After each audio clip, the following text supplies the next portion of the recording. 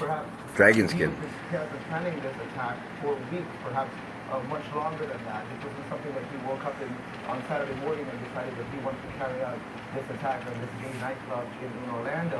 It also indicates that he had no intention to commit suicide. This was something he wanted to do and prolong this gunfight with police officers. Aaron? Yep.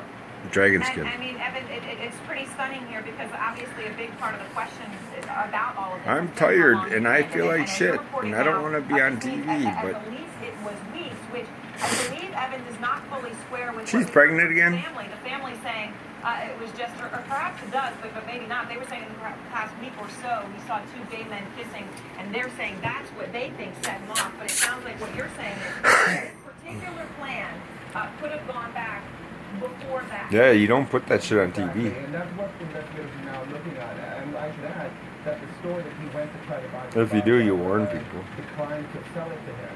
It's not clear exactly why. He's capable and have the licenses necessary to buy two firearms which were found at the scene.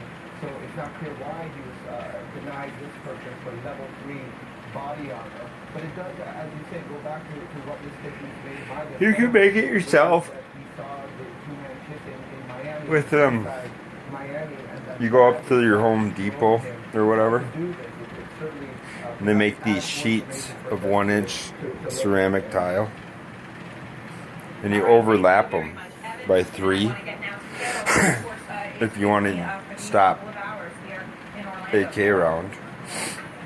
All right, Aaron, thanks so much. Over my shoulder, actually, you can see police activity down there. That's the nightclub right there, Pulse. Got her out of the office. Trying to piece together what happened, a crime scene. Fucking black thing just flew in my arm. It is very difficult, and of course, investigators are trying to find out exactly why this gunman ran on a shooting rampage at this particular club in Orlando. Those who knew the gunman now getting a chilling picture.